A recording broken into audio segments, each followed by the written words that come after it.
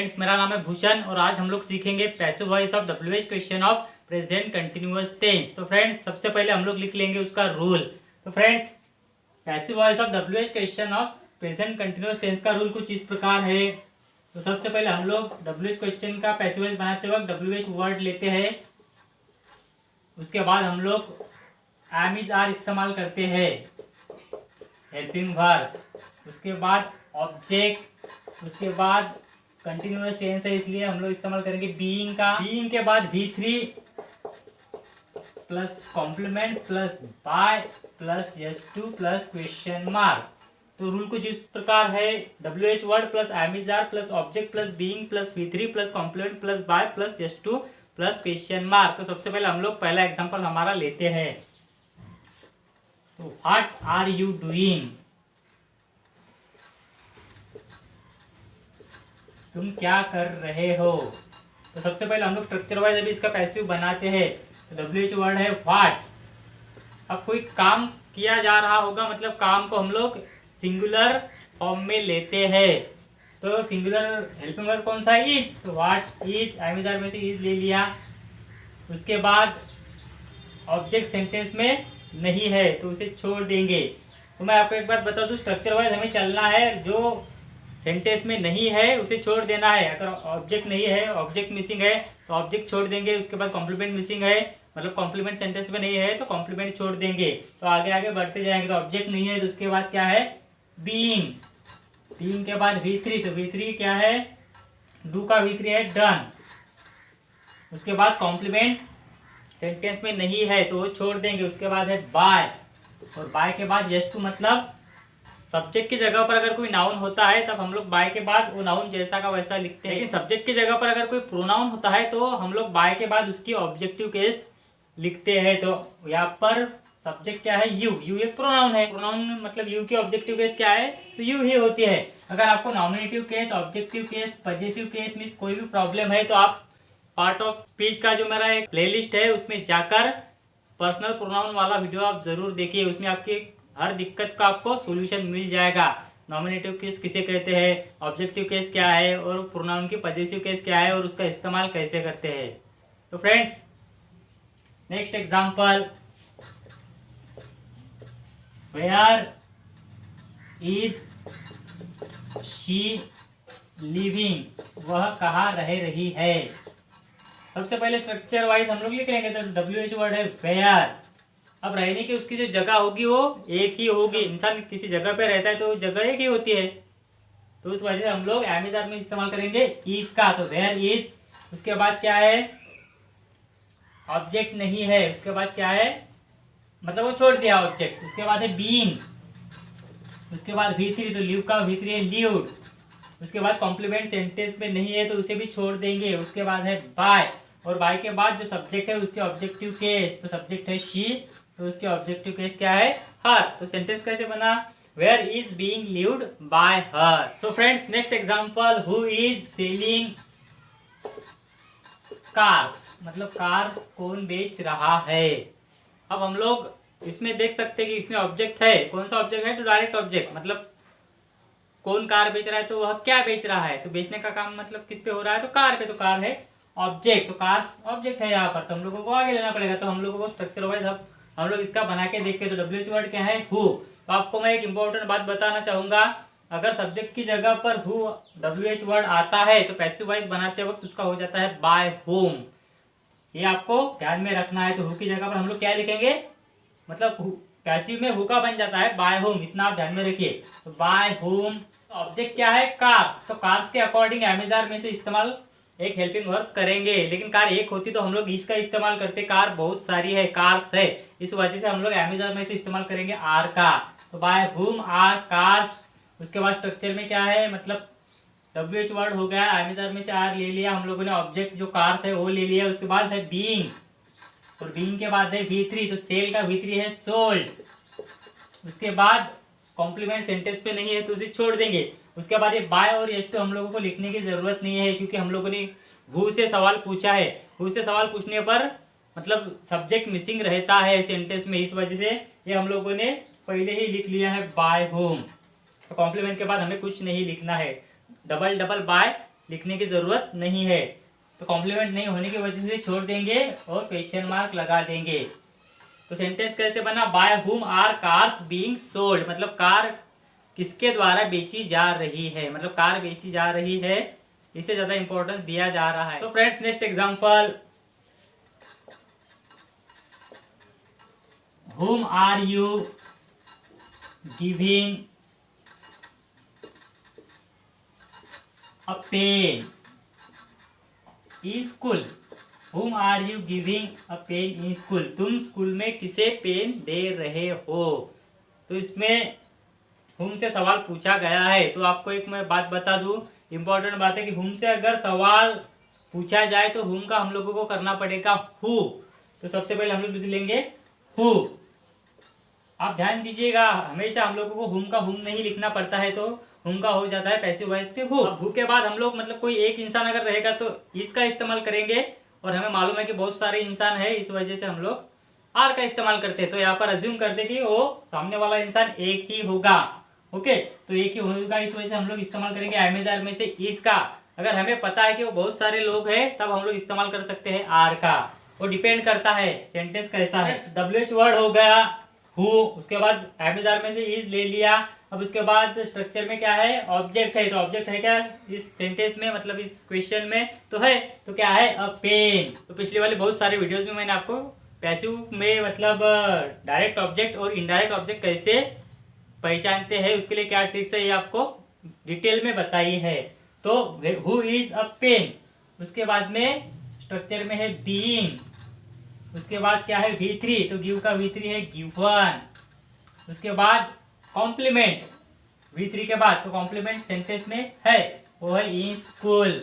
उसके बाद बाय, और बाय के बाद सब्जेक्ट की जगह पर क्या है यहाँ पर यू, तो यू का ऑब्जेक्टिव केस क्या है, यू ही रहती है, और क्वेश्चन मार्क। तो सेंटेंस कैसे बना, who is a pen being given in school by you. तो फ्रेंड्स आपको हुम और हु अगर WH क्वेश्चन इसके पूछे जाते हैं तो आपको विस्तार से इसको जानिए, इसको सीखिए, क्योंकि इसमें बहुत सारे छात्र गलतियां करते ही करते हैं। तो friends next example, how is Virat showing a movie to us, Virat हमें मूवी कैसे दिखा रहा है। तो इसमें भी दो ऑब्जेक्ट प्रेजेंट है। विराट हमें क्या दिखा रहा है, तो अ मूवी, यह डायरेक्ट ऑब्जेक्ट। विराट किसे मूवी दिखा रहा है, तो हमें, तो यह है इनडायरेक्ट ऑब्जेक्ट। तो हम लोग इसके दो प्रकार से पैसिव बना सकते हैं। तो सबसे पहले हम लोग डायरेक्ट ऑब्जेक्ट सामने लेके इसका पैसिव बनाते हैं, लेकिन स्ट्रक्चर वाइज हम लोगों को चलना है। तो सबसे पहले WH वर्ड क्या है, तो हाउ। उसके बाद में डायरेक्ट ऑब्जेक्ट क्या है, अ मूवी, तो अ मूवी मतलब मूवी एक ही है, इस वजह से हम लोग ऑब्जेक्ट के अकॉर्डिंग हम लोगों को हेल्पिंग वर्ब लेना है। तो मूवी एक ही है, इस वजह से एमेजार में से हम लोग इस्तेमाल करेंगे इसका। तो हाउ इज अ मूवी, लेकिन यहाँ पर बहुत सारी मूवीज होती तो हम लोग आर का इस्तेमाल करते। तो सेंटेंस कैसे होता, हाउ आर मूवीज, लेकिन यहाँ पर एक ही मूवी है, इस वजह से हम लोग इसका इस्तेमाल करेंगे। तो हाउ इज अ मूवी, उसके बाद में स्ट्रक्चर में है ऑब्जेक्ट के बाद बीइंग, उसके बाद V3 क्या है, शो का, तो शोन। उसके बाद हम लोगों ने डायरेक्ट ऑब्जेक्ट निकाला है सामने, तो बचा क्या, इनडायरेक्ट ऑब्जेक्ट। तो जैसा का वैसा लिख लेंगे टू अस। उसके बाद में स्ट्रक्चर में कॉम्प्लीमेंट नहीं है तो उसे छोड़ देंगे।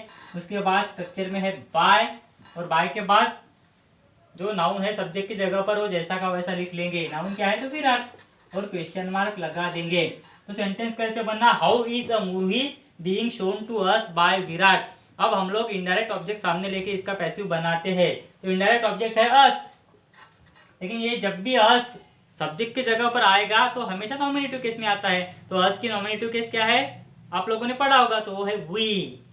तो सबसे पहले स्ट्रक्चर वाइज हम लोग लेंगे। तो सबसे पहले क्या है, WH वर्ड क्या है इस सेंटेंस में, तो हाउ। तो हाउ के बाद में हम लोग को क्या लेना है, वी, इनडायरेक्ट ऑब्जेक्ट। तो वी के अकॉर्डिंग हम लोग एमेजार में से इस्तेमाल क्या करते हैं, तो आर।